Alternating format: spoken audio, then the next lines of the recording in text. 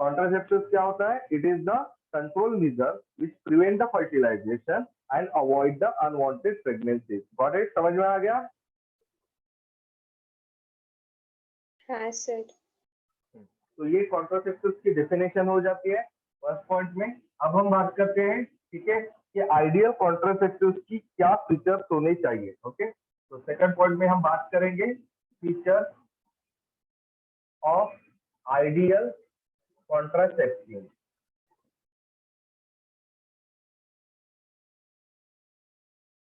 Contraceptive,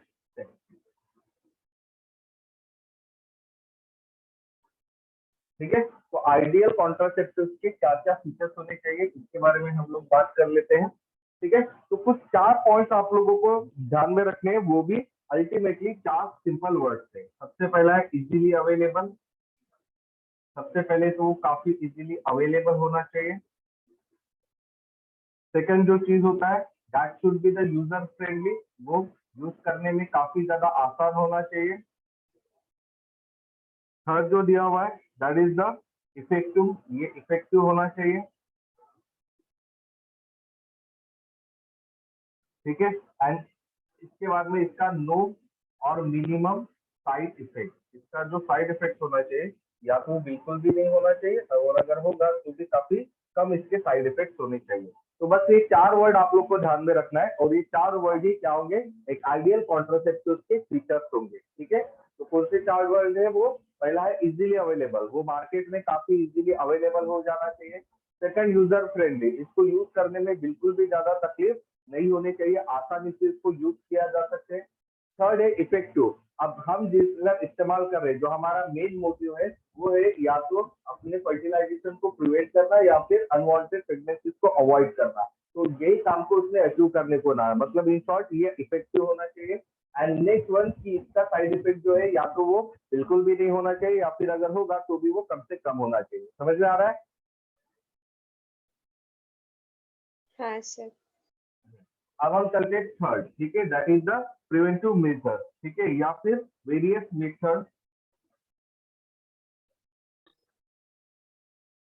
of contraception,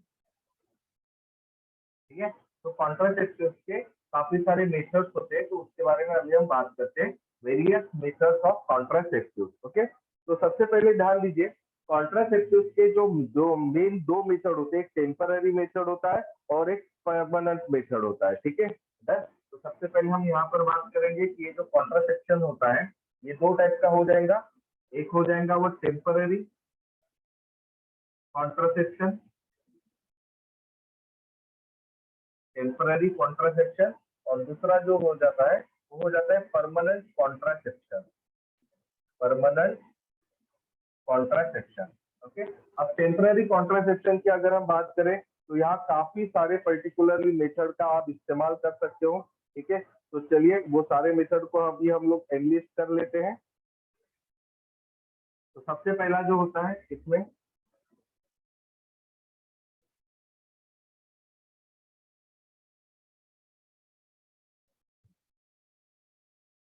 natural method of safe spirit,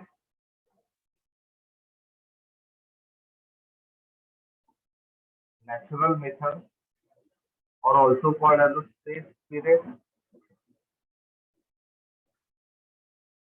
or also called as a rhythm spirit।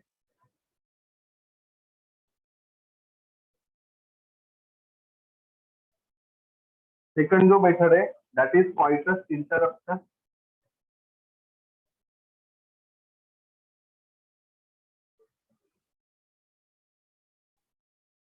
Okay, और simple word में इसको कहा जाता है विड्रॉल। सर ब्लर दिख रहा है। अरे तेरी आवाज जिस तरह से आ रही है मुझे लगता है कि तेरी आवाज कनेक्टिविटी में इशू है ना? और किसी को दिखाई दे रहा है क्या ब्लर? नहीं सर, क्लियर। हाँ, मेरे ख्याल से तुम्हारे बेटे कनेक्टिविटी में इशू हो जा रहा है। ओके, क्योंकि मुझे तो यहाँ से ठीक दिखाई दे रहा है। क्लियर ही है ना? हाँ सर। Then next है lactational amenorrhea.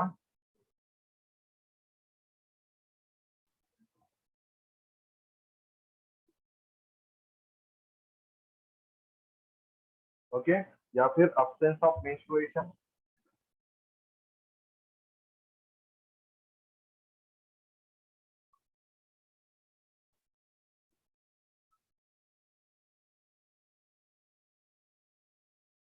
Later on, then fourth method जो है यहाँ पर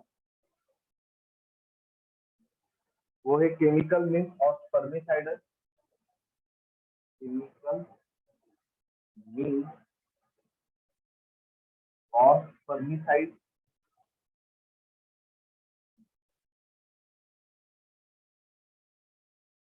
देन फिफ्थ मेथड जो दिया हुआ है that is the mechanical mean और बैरियर मेथड. मैकेनिकल मीन और बैरियर मेथड.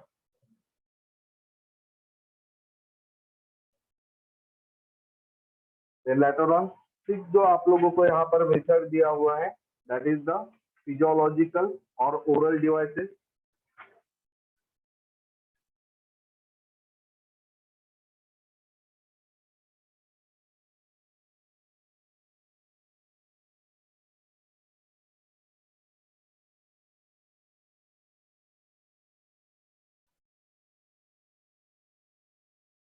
एंड सेवन जो मेथड दिया है that is the other contraceptive. Other contraceptive. ठीक है. तो these are the temporary contraception. और परमानेंट कॉन्ट्रासेप्शन में आप लोगों के दो टाइप्स आ जाते हैं.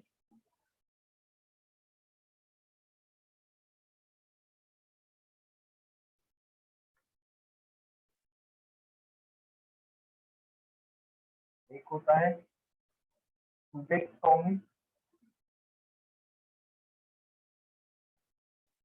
दूसरा होता है वासेक्टोमी. ठीक है. तो पहले तो ये दिमाग में डाल दीजिए. These are the overall methods of contraception. Clear है. इसको पहले हम लोग याद कर लेते हैं, अच्छे से दिमाग में फिक्स कर लेते हैं. इसके बाद में वन बाय वन सारी चीजों को डिटेल में पढ़ लेते हैं. तो टोटल मेथड जो है कॉन्ट्रासेप्शन के वो कितने हैं? How many methods of contraception are there? दो मेथड है. पहला कौन सा है? First one is the temporary contraception और दूसरा है परमानेंट कॉन्ट्रासेप्शन. अब टेम्पररी कॉन्ट्रासेप्शन टोटल कितने मेथड दिए हुए हैं? 7. ओके. और परमानेंट कॉन्ट्रासेप्शन के टोटल मेथड कितने दिए हुए हैं? 2. दो मेथड दिए हैं. तो पहले हम देखते हैं टेम्पररी कॉन्ट्रासेप्शन के 7 मेथड. तो पहले मेथड का नाम देखिए क्या है? नेचुरल मेथड, सेफ पीरियड, और रिदम पीरियड. ओके. तो पहले मेथड का नाम क्या है? नेचुरल मेथड, सेफ पीरियड या रिदम पीरियड. सेकंड प्रोसेस का नाम क्या है? सेकंड मेथड का कॉइटस इंटरप्टस. क्या नाम है उसका? कॉइटस इंटरप्टस. कॉइटस इंटरप्टस या फिर इसको सिंपली हम क्या कह सकते हैं? विथड्रॉल. क्या कह सकते हैं इसको? विथड्रॉल. देन थर्ड प्रोसेस का नाम क्या है? लोकेशनल नहीं है. Lactational amenorrhoea. है वो लैक्टेशनल एमिनोरिया. पढ़ो उसको. क्या है वो? Lactational amenorrhoea. क्या है? एमिनोरिया. लैक्टेशनल एमिनोरिया क्या है? लैक्टेशनल एमनियोरिया. उससे पहले वाले मेथड का नाम क्या है? लॉइटस इंटरप्टस. कॉइटस है वो. कॉइटस इंटरप्टस. उसके पहले वाले मेथड का नाम कॉइटस इंटरप्टस.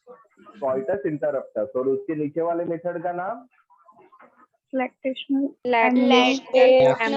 एमनियोरिया. अबे एमिनोरिया ऐसे फर्क से बोल नहीं सकते कि भाई लैक्टेज है एमिनोरिया, गधे जैसे बोल रहे हो। लैक्टेशनल एमिनोरिया क्या नाम है उसका? Lactational lactational amenorrhoea. Okay done. हाँ, या फिर इसको कहा जाता है absence of menstruation. Then fourth वाले का नाम chemical mix Chemical means chemical heal या फिर पर्मिसाइड। पर्मिसाइड्स नाम क्या है? Permicide. Herbicide. Okay. Then next method का नाम है मैकेनिकल मींस या फिर barrier method mechanical means. Done. Then next का नाम है फिजियोलॉजिकल और ओरल डिवाइसेस। नेक्स्ट का नाम क्या है? फिजियोलॉजिकल और oral Physiological devices. or devices. Then next का नाम है other contraceptives. Get it? Yes sir. हाँ, अब परमानेंट मेथड में बताया। परमानेंट मेथड में कितने हैं? 2 पार्ट्स। 2 टाइप्स। कौन से? पहले का नाम? हाँ, पहले का नाम क्या है? ट्यूबेक्टोमी। ट्यूबेक्टोमी। और दूसरे का नाम? Vasectomy. Tubectomy, vasectomy. Get it? समझ में आ गया? हाँ सर। ठीक है सर। हाँ, तो अब देखिए यहाँ पर हम लोग देखते हैं अब 1 बाय 1 सारी की सारी पर्टिकुलरली प्रोसेस। ठीक है डन। हाँ, तो यहाँ पर हर एक प्रोसेस पे आपको क्या बताना है, एक पॉइंट तो आप कॉमनली सभी में लिख सकते हो। ठीक है, क्या कि ये कॉन्ट्रासेप्शन है। और कॉन्ट्रासेप्शन क्या होता है? It is the control measure to prevent the fertilization and to avoid the unwanted pregnancy. बराबर है? समझ में आ रहा है? समझ में आ रहा है? ठीक है डन। तो यहाँ पर आप क्या कर सकते हो, देखिए अब इसमें भी क्या होता है, यहाँ पर आप लोग मेन सबका जो मैकेनिज्म होता है या मेन अल्टीमेट जो होगा वो होता है कि प्रिवेंट फर्टिलाइजेशन। यहाँ पर फर्टिलाइजेशन प्रिवेंट करना। देखिए क्या होता है, ये सारे मेथड में ना अलग अलग प्रोसीजर होते हैं, क्योंकि फर्टिलाइजेशन प्रिवेंट करने के बहुत सारे तरीके होते हैं। ओके, कैसे? जैसे आप लोगों को पता है फर्टिलाइजेशन कब होगा, जब स्पर्म और एग का क्या होता है, फ्यूजन होता है। बराबर है? अब इसको अवॉइड करने के बहुत सारे तरीके होते हैं। क्या कि भाई आप इस फर्टिलाइजेशन को ग्रो होने देने के लिए आप स्पर्म को ही मार दो, खत्म कर दो, किल कर दो। बराबर है? डन। या फिर हो सकता है कि ये जो स्पर्म आता है, ठीक है, कहाँ से, ह्यूमन पेनिस से, तो उसको वहां से आने ही मत दो। ठीक है डन। क्योंकि आप लोगों को पता है ओवरऑल प्रोसेस ऑफ फर्टिलाइजेशन में क्या होता है, सबसे पहले यहाँ पर आप लोगों का स्पर्म तैयार हो जाता है और इधर में एग तैयार हो जाता है। एग कहाँ तैयार होता है? On the day of ovulation, जो कि 14 डे में होता है। बराबर है? समझ में आ रहा है? और आप लोग को पता है कि फर्टिलाइजेशन के चांसेस कब तक होते हैं? एक प्रोड्यूस होने के बाद में फर्टिलाइजेशन कब तक हो सकता है? ज्यादा से ज्यादा 72 आवर्स तक। बराबर है? समझ में आ रहा है ना? हाँ सर। ओके, उसके बाद में फर्टिलाइजेशन के कोई चांसेस होते हैं क्या? नहीं हो सकते, क्योंकि ओवुलेशन मतलब जो एग होता है वो वायबल से 3 दिनों तक रहता है, मतलब 72 आवर्स तक ही फर्टिलाइजेशन के चांसेस हो सकते हैं। उसके बाद में एग जो होता है वो खत्म हो जाता है, मर जाता है। उसके बाद में फर्टिलाइजेशन का कोई भी चांसेस नहीं होता है। ये आप लोग को फैक्ट पता होनी चाहिए। सेकंड होता है कि ओवरऑल क्या हो जाता है, अब स्पर्म जो होता है ये अल्टीमेटली ह्यूमन पेनिस से क्या हो जाता है, मतलब ड्यूरिंग द सेक्सुअल इंटरकोर्स, जिसको हम कॉइटस कहते हैं। कॉइटस मतलब सेक्सुअल इंटरकोर्स। ये स्पर्म जो होते हैं ये सबसे पहले क्या हो जाते हैं, डिपॉजिट हो जाते हैं किसके अंदर? वजाइना में। बराबर है? फिर वो वजाइना से कहा जाता है सर्विक्स के अंदर, फिर वो सर्विक्स के अंदर कहा जाता है फैलोपियन ट्यूब में, और फिर फैलोपियन ट्यूब में जाकर वो एग के साथ क्या हो जाता है, फर्टिलाइजेशन करवा लेता है। बराबर है? समझ में आ रहा है मैंने क्या बोला यहाँ पर? हाँ सर।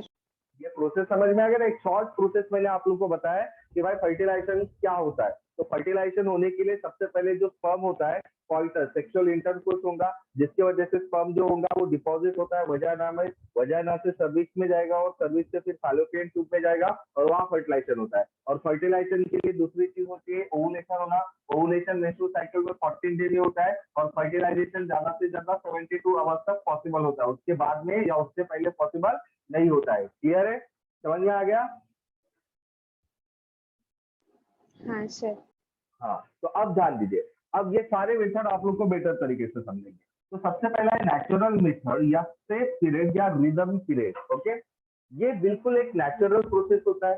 इस नेचुरल प्रोसेस का मेन जो प्रिंसिपल होता है वो फर्टिलाइजेशन को अवॉइड करना है। मतलब क्या, मैंने ये नहीं किया कि स्पर्म को मैं डिपॉजिट नहीं होने दे रहा हूँ, ऐसा है क्या? नहीं, बस स्पर्म को डिपॉजिट भी होने दे रहा हूँ, मतलब कॉइटस भी हो रहा है वहां पर, इंसेमिनेशन भी हो रहा है। Okay, deposition of sperm into vagina को इंसेमिनेशन कहते हैं। सेक्सुअल इंटरकोर्स जो होता है उसको हम कॉइटस कहते हैं। अभी वर्ड ध्यान में रखो, डन, क्योंकि हम पूरा लंबा चौड़ा तीखा पिट्ठा नहीं लिखेंगे, हम कुछ वर्ड यूज करेंगे, बराबर है, जैसे कॉइटस, इंसेमिनेशन, बराबर है, डन, इस तरह के कुछ वर्ड यूज कर रहे हैं। तो मुझे बताओ ये वाले प्रोसेस में हम कॉइटस होने देंगे, ओके, देन इंसेमिनेशन भी होने देंगे। इंसेमिनेशन का मतलब स्पर्म जो होगा वो वजाइना में भी डिपॉजिट होगा, ठीक है। इसके बावजूद फर्टिलाइजेशन नहीं होगा, तो क्या वजह हो सकती है? तो इसका सिंपल वजह हो सकती है कि भाई ये जो आप लोगों का फर्टिलाइजेशन कितने टाइम में पॉसिबल होता है, 72 आवर्स आफ्टर द ओवुलेशन। मतलब ये जो सारी की सारी चीज हो रही है, ठीक है, कॉइटस, इंसेमिनेशन, ये क्या हो रहा है, ये ओवुलेशन के काफी पहले या ओवुलेशन के काफी बाद में हो रहा है। समझ में आ रहा है? मतलब क्या होता है, मेंस्ट्रुअल साइकिल जहां से स्टार्ट होता है ठीक वहां से 14 डेज में ओवुलेशन होता है, बराबर है, क्लियर है, हाँ सर। क्लियर है, राइट। तो मेंस्ट्रुअल साइकिल जहां से स्टार्ट हो रहा है उसका वीक आफ्टर, मतलब एक, ठीक है, week before and week after, ठीक है, डन, राइट। तो मेंस्ट्रुअल साइकिल से लेकर पूरा एक हफ्ता, ओके, मेंस्ट्रुअल साइकिल खत्म होने पर, खत्म होना मतलब 5th डे, तो 5th डे में आफ्टर मेंस्ट्रुअल साइकिल या मेंस्ट्रुअल फेज, मेंस्ट्रुअल साइकिल की जगह आप मेंस्ट्रुअल फेज भी बोले या मेंस्ट्रुअल साइकिल, तो मेंस्ट्रुअल साइकिल के एक हफ्ते बाद या मेंस्ट्रुअल साइकिल के एक हफ्ते का पहला ये जो पीरियड होता है इसको सेफ पीरियड कहा जाता है। द रीजन बिहाइंड दैट, क्योंकि ध्यान दीजिए, मेंस्ट्रुअल साइकिल के बाद का पीरियड, जैसे मेंस्ट्रुअल साइकिल के लिए कंसीडर कर लो 5 दिन हो गए, ठीक है, उसके बाद में एक हफ्ता, तो 5 के बाद में एक हफ्ता मतलब 6, 7, 8, 9, 10, 11, 12 दिन हो गए, बराबर है, देन स्पर्म की जो वायबिलिटी रहती है वो लगभग 3 दिन की रहती है, स्पर्म ज्यादा से ज्यादा 3 दिन तक जिंदा रह सकता है, बराबर है। तो अल्टीमेटली क्या हो जाएगा, उतना नहीं रहता, सॉरी मैंने 24 आवर्स तक बहुत ज्यादा हो गया, बराबर है, तो स्पर्म ज्यादा से ज्यादा 24 आवर्स तक जिंदा रह सकता है, राइट। तो अल्टीमेटली क्या हो जाएगा, वहां से अगर आपने कंसिडर किए 12वें दिन में क्या हो गया, कंसिडर करो कि वो आ भी गया, तो 24 घंटा मतलब 13वें दिन हो जाएगा, ज्यादा से ज्यादा स्पर्म कुछ ही दिन तक जिंदा रहेगा, 13वें दिन तक रहेगा। लेकिन एक कब निकलेगा बाहर, एक तो निकलेगा 14 दिन में। समझ में आ रहा है आपको, समझ में आ रहा है ना, हाँ सर। राइट। तो 14वें दिन में एक निकल रहा है, वो स्पर्म मारे जा रहे 13वें दिन तक की, बराबर है। तो फिर फर्टिलाइजेशन की पॉसिबिलिटी होगी क्या? नहीं नहीं। नहीं होगी। तो इसीलिए वीक आफ्टर मेंस्ट्रुअल साइकिल ये हो गया। अब week before the menstrual cycle क्यों? देखिए क्या होता है, जैसे मैंने कहा फर्टिलाइजेशन होता है 14 डेज में, और 14 डेज से ज्यादा 72 आवर्स, मतलब 3 दिन और, तो 14वां दिन, 15वां दिन, 16वां दिन, चलो 17वां दिन पकड़ लो। अब मेंस्ट्रुअल साइकिल का टोटल ड्यूरेशन होता है 28 दिन का, तो 17वें दिन या फिर 28 दिन के पहले वाला वीक, तो 28, 27, 26, 25, 24, 23, 22, बराबर है। तो 22 दिन तक रहेगा क्या ये नहीं एक रहेगा क्या? नहीं, एक ज्यादा से ज्यादा 14 दिन से लेकर 17वें दिन तक रहेगा। और हम लोग क्वार्टर स्टार्ट कर रहे हैं 22nd डे से, 22nd से लेकर पूरे 28 डेज तक। तो यही डेज में अगर ये सारी चीजें होती है, मतलब क्वार्टर्स अगर होता है, इंसेमिनेशन होता है, तो भी आप फर्टिलाइजेशन के चांसेस बनेंगे क्या? नहीं। नहीं क्या? नहीं। तो इसीलिए कहा जाता है कि week before the menstrual cycle and week after the menstrual cycle is considered as a safe period या rhythm period. Got it, done. और इसका मेन प्रिंसिपल क्या होता है? इसका मेन प्रिंसिपल होता है कि ये प्रिवेंट, फर्टिलाइजेशन को प्रिवेंट करता है। ये कंप्लीटली नेचुरल मेथड है, ओके। इसमें हमने कुछ भी चीज का इस्तेमाल नहीं किया जो आर्टिफिशियली या सिंथेटिकली तैयार की गई है, या कोई भी ऐसी टेक्निक आप लोगों ने यूज नहीं की हुई है। ये कंप्लीट नेचुरल मेथड होता है। तो this is the natural method to prevent the fertilization, बराबर है, डन। और इसमें हम क्या कर लेते हैं कि जो वीक होता है before the menstrual cycle and week after the menstrual cycle is considered as the safe period. इसको हम क्या करते हैं? सेफ पीरियड कंसीडर करते हैं फॉर द कॉइटस या फिर सेक्सुअल इंटरकोर्स। समझ में आ रहा है? Okay, right. और इसका मेन प्रिंसिपल क्या होता है? इसका मेन प्रिंसिपल यही होता है कि this completely method is based on the fact that the ovulation occurs only on the 14th day of menstrual cycle। समझ में आ रहा है? ये पूरा का पूरा मेथड इस फैक्ट पर डिपेंड कर रहा है कि ओवुलेशन जो होता है वो 14 डे में होता है। क्लियर है? समझ में आ रहा है? अरे आ रहा है, नहीं आ रहा है? हाँ सर। हाँ और सर। इसका एक ड्रॉबैक होता है। ड्रॉबैक क्या होता है? कि this is not considered as the safe method. Okay, ये बिल्कुल भी सेफ नहीं है, ये थोड़ा सा रिस्की होता है। इसलिए होता है क्योंकि एग्जैक्ट डेज ऑफ जो होते हैं मेंस्ट्रुअल साइकिल के, ये फिक्स नहीं होते, क्योंकि काफी ज्यादा हार्मोनल चेंजेस की वजह से काफी सारे लोगों में मेंस्ट्रुअल साइकिल का जो पीरियड होता है वो कभी कम होता है तो कभी ज्यादा होता है। तो एग्जैक्ट जो दिन होते हैं उसको जरा सा डिटरमाइन करना थोड़ा सा क्या हो जाता है, रिस्की हो जाता है। तो दैट्स व्हाई ये कंप्लीटली फ्रूटफुल नहीं है, ये इसका ड्रॉबैक है कि इसमें जो फेल्यूर के चांसेस है वो काफी ज्यादा होते हैं। ओके, तो this method is having the high rate of failure. इसका एक ड्रॉबैक है कि इसमें रेट ऑफ फेल्यूर काफी ज्यादा होता है। क्लियर है? फर्स्ट मेथड समझ में आ गया आपको? हाँ सर। अरे हाँ ना, कुछ तो बोलो, मैं आगे बढ़ूं। हाँ सर। हाँ सर। अब सेकंड मेथड की तरफ चलते हैं। सेकंड मेथड का नाम है कॉइटस इंटरप्टस और विथड्रॉल। तो कॉइटस का मीनिंग मैं अभी आप लोग को समझा चुका हूँ, ठीक है। सेक्सुअल इंटरकोर्स को कॉइटस कहा जाता है। इंटरप्टस मतलब इंटरप्ट करना। देखिए, जब कॉइटस होता है मतलब सेक्सुअल इंटरकोर्स होता है, उसके बाद में नेक्स्ट प्रोसेस कौन सा होता है? इंसेमिनेशन होता है, बराबर है। तो क्या होता है, सेक्सुअल इंटरकोर्स के दौरान इंसेमिनेशन होने के पहले ही अगर पेनिस को वजाना से हम विड्रॉ कर लेते, मतलब जो इंसेमिनेशन है वो अगर हम होने ही नहीं देंगे, समझ में आ रहा है? जो इजैकुलेशन जब हो रहा होता है, ठीक है, स्पर्म का या सीमेन का, उससे पहले ही अगर पेनिस को हम विड्रॉ कर लेते फ्रॉम द वजाइना, तो अल्टीमेटली इंसेमिनेशन नहीं होगा, और इंसेमिनेशन नहीं होगा तो फिर फर्टिलाइजेशन होगा क्या?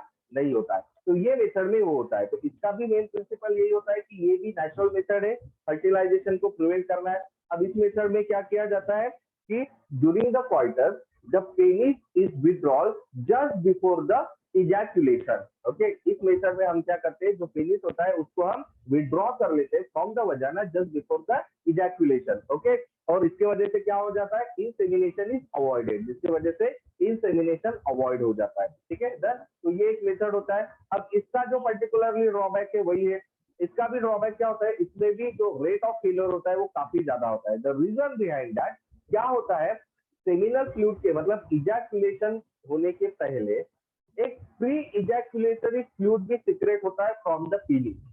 ओके, ध्यान में रखना, पेनिस में सीमेन के इजैकुलेट होने के पहले एक प्री इजैकुलेटरी फ्लूइड भी होता है। जैसे आप लोगों को पता है कॉर्पस ग्लैंड जो होते हैं उसके जो सिक्रेशन वगैरह होते हैं वो सारे मिलकर एक प्री इजैकुलेटरी फ्लूइड सीक्रेट करवाता है। और इस प्री इजैकुलेटरी फ्लूइड में सम टाइम स्पर्म भी हो सकते हैं, बराबर है। तो इसके वजह से जो चांसेस ऑफ फर्टिलाइजेशन होते हैं वो वहां पर बढ़ जाते हैं।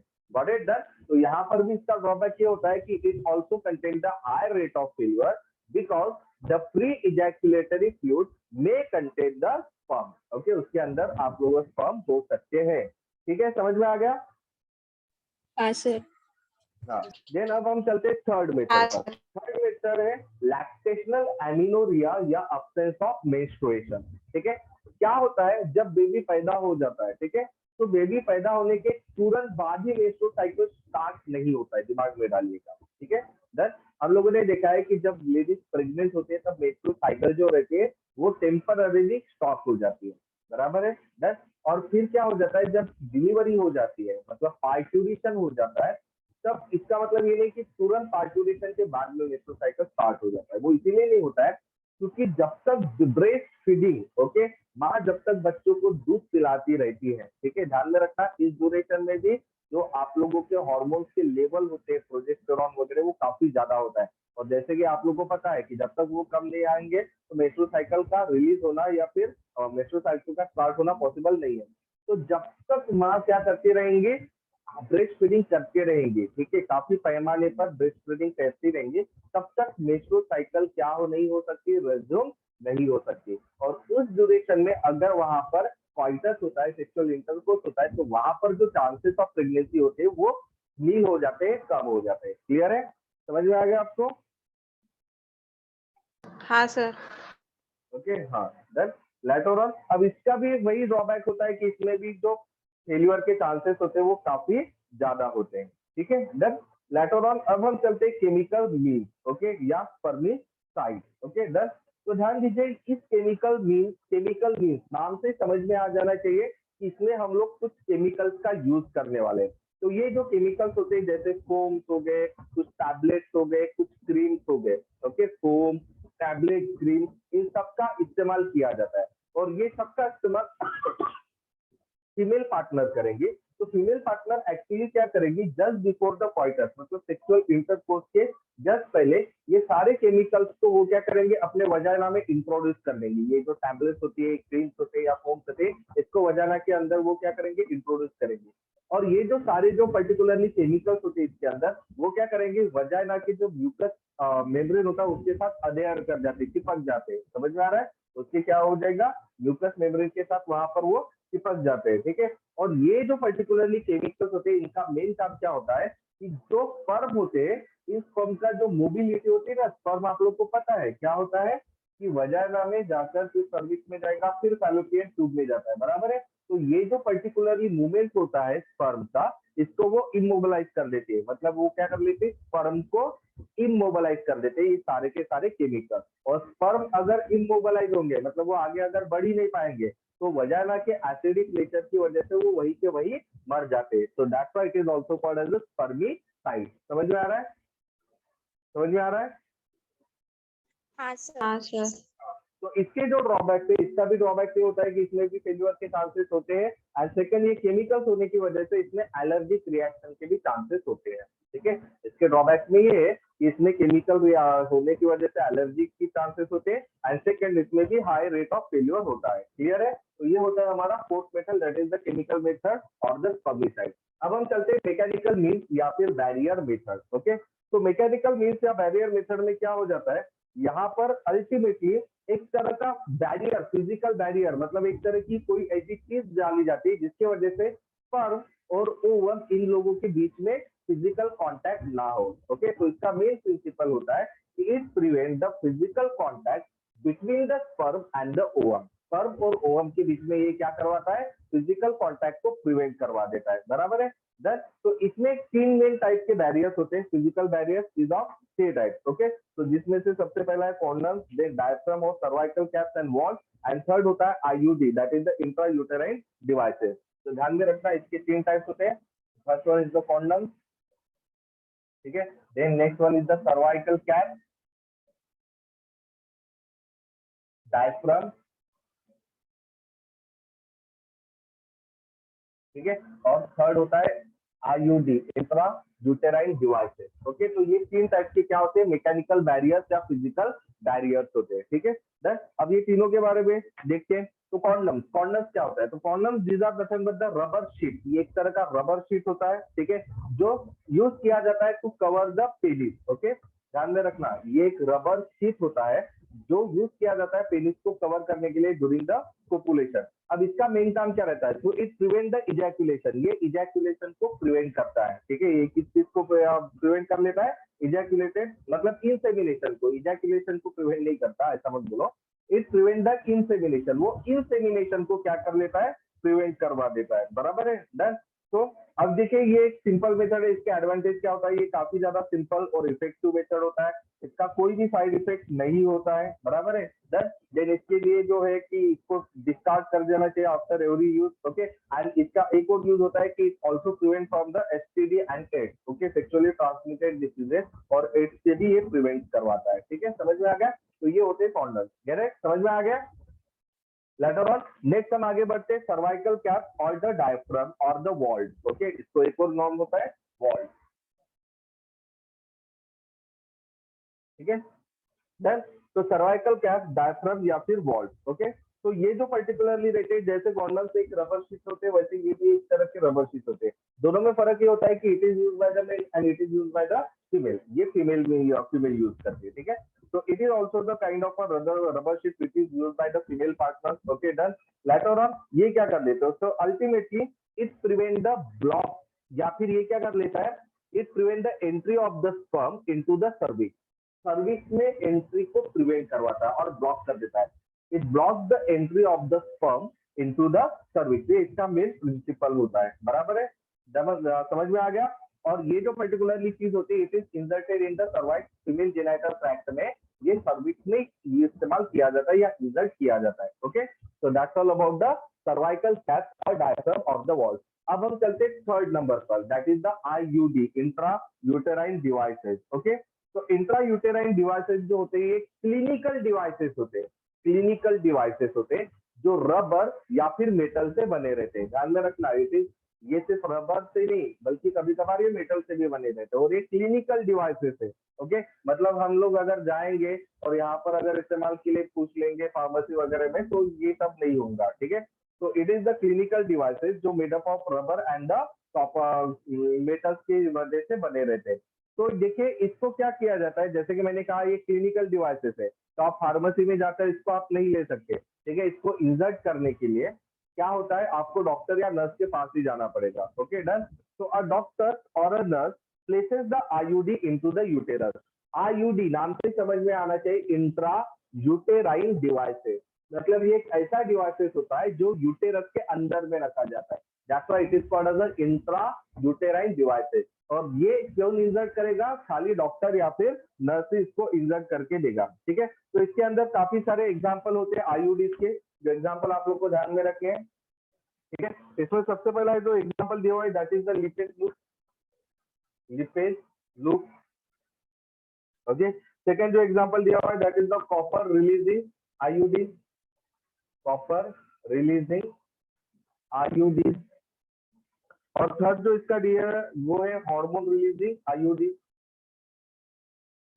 ये तीन एग्जांपल दिए हुए आईयूडीज के। ओके डन, जिसमें लिपेज लूप, सेकंड दिया हुआ है कॉपर रिलीजिंग आईयूडी और थर्ड दिया हुआ है हार्मोन रिलीजिंग आईयूडी। ओके, तो सबसे पहले लिपेज लूप क्या होता है, तो ये प्लास्टिक का बना रहता है, it is made up of plastic, और ये डबल एस लूप होता है, डबल एस लूप, ये एक लूप होता है, लूप।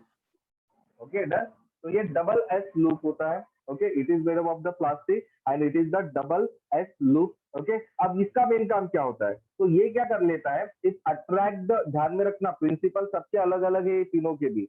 लिपेज लूप का मेन प्रिंसिपल ये होता है कि attract the macrophages to the uterine to the uterus, मतलब यूटेरस में ये क्या कर लेता है, जो मैक्रोफेजेस, मैक्रोफेजेस पता है ना क्या होता है, मैक्रोफेजेस पता है क्या, मैक्रोफेजेस पता है? अरे भाई मैक्रोफेजेस जो डब्ल्यूबीसी का मोनोसाइट होता है, जब वो किसी टिश्यूज में जाता है तब उसको मैक्रोफेज कहा जाता है। और मैक्रोफेजेस एक तरह के फैगोसाइटिक सेल होते हैं, मतलब वो दूसरे सेल को खाने का काम करता है। Okay done. तो ये जो पर्टिकुलरली लिपेज लूप होता है ये क्या करता है, काफी सारे मैक्रोफेजेस को अट्रैक्ट कर लेता है इनटू द यूटेरस। तो इसके वजह से क्या होंगे, जो भी स्पर्म यूटेरस के अंदर एंट्री कर जाएंगे वो सारे स्पर्म को ये जो मैक्रोफेजेस रहेंगे वो किल कर देंगे। समझ में आ रहा है आपको क्या हो रहा है यहाँ पर, समझ में आया क्या नहीं? हाँ सर। हाँ ठीक है, तो ये होता है लिपेज लूप। अब हम चलते हैं कॉपर रिलीजिंग आईयूडी। ओके, तो कॉपर रिलीजिंग आईयूडी नाम से समझ में आना चाहिए कि ये आईयूडी रिलीज करेगा कॉपर को। अब सवाल ये उठता है कि भाई कॉपर क्या करेगा, तो कॉपर का जो मेन काम होता है वो कॉपर आप लोग क्या क्या करेगा कि स्पर्म की मोटिलिटी और उनकी फर्टिलाइजिंग कैपेसिटी को कम कर लेता है। कॉपर जो होता है ये स्पर्म के लिए काफी ज्यादा घातक होता है, ठीक है। तो कॉपर जो होता है वो क्या होता है, स्पर्म की मोटिलिटी और उनकी फर्टिलाइजिंग कैपेसिटी, ध्यान में रखना, स्पर्म की मोटिलिटी और उनकी फर्टिलाइजिंग कैपेसिटी को कम करवाता है। कौन, कॉपर। जो कौन रिलीज करेगा, ये कॉपर रिलीजिंग आयोडीन रिलीज करेगा। इसके काफी सारे नाम है, एग्जांपल है जैसे copper T, then copper 7, okay, then multiload 375, ये इसके एग्जांपल है, ठीक है। कॉपर टी, कॉपर 7, मल्टीलोड 375, ठीक है, ये कुछ इसके एग्जांपल होते हैं। Got it done, okay. Then next होता है हार्मोन रिलीजिंग आईयूडी। तो हार्मोन रिलीजिंग आईयूडी क्या होता है, ठीक है। तो अल्टीमेटली ये आप लोग को नाम से समझ में आ जाना चाहिए कि भाई ये क्या करेंगे, क्या करेंगे, हार्मोन रिलीज करेंगे। हार्मोन रिलीज करेंगे। अब ये हार्मोन क्या करेंगे, तो ये हार्मोन क्या करेगा, आपके एक तो यूटेरस को कंप्लीटली अनस्टेबल कर देगा। ओके, आप लोग को अच्छे से पता है यूटेरस के अंदर एक मेन काम होता है, कौन सा, इम्प्लांटेशन, बराबर है। और यूटेरस का इम्प्लांटेशन कब होता है, जब प्रोजेस्टेरॉन का लेवल काफी ज्यादा बढ़ जाता है, और वही आप लोगों के एंडोमेट्रियल वॉल को मेंटेन करके रखता है, उसके बाद में वहां इम्प्लांटेशन होता है। तो ये हार्मोन क्या करेगा, आपके प्रोजेस्टेरॉन लेवल को कम कर देगा, जिसकी वजह से क्या हो जाएगा, वो जो थिकनेस रहेगा इसका यूटेरस का, ठीक है, वो उतना ज्यादा सफिशिएंट नहीं होगा जिसके वजह से वहां पर इम्प्लांटेशन हो। समझ में आ रहा है? तो इसका मेन फंक्शन ये होता है कि इट प्रिवेंट द इम्प्लांटेशन, और साथ में जो सर्विक्स होता है उसको स्पर्म हॉस्टाइल कर लेता है। मतलब स्पर्म जैसे ही अंदर आ जाएंगे सर्विक्स के, वो क्या कर देंगे, वहां पर किल हो जाएंगे, मर जाएंगे। इसको कहा जाता है सर्विक्स बिकम स्पर्म हॉस्टाइल। समझ में आ गया? हाँ सर। आ गया क्या? Okay, then later on next होता है आप लोग का फिजियोलॉजिकल और ओरल डिवाइसेस। ये एक तरह की टैबलेट्स होती है, ठीक है, जो ओरली ली जाती है, राइट। और ये क्या कर लेता है, ये आप लोगों के ओवुलेशन को होने नहीं देता है, इट टेक्स द ओवुलेशन। ध्यान में रखना, ये जो टैबलेट्स होती है, ये टैबलेट एक तो ओरली ली जाती है, ठीक है, हफ्ते में एक बार वगैरह वगैरह इसका कुछ ड्यूरेशन होता है। एंड सेकंड इंपॉर्टेंट चीज, इस टैबलेट की खास बात ये होती है कि ये ओवुलेशन को होने ही नहीं देता है, it takes on the ovulation. Clear है? समझ में आ गया? समझ में आ गया क्या? हाँ सर। हाँ सर। तो एक्चुअल में ये जो कॉन्ट्रासेप्टिव टैबलेट होती है, ये टैबलेट्स में एक्चुअल में प्रोजेस्टेरॉन और एस्ट्रोजन जो हार्मोन्स होते हैं, फीमेल सेक्स हार्मोन, इनके डेरिवेटिव्स होते हैं, इनके डेरिवेटिव्स होते हैं। मतलब एक्यूरेटली वही के वही हार्मोन नहीं रहते, इनके जैसे ही काम करने वाले हार्मोन्स होते हैं, तो उनके डेरिवेटिव्स कहा जाता है। उनके जैसे ही काम करने वाले या उनके जैसे ही दिखने वाली चीजों को हम डेरिवेटिव कहते हैं। So these tablets contain the derivatives of the progesterone and the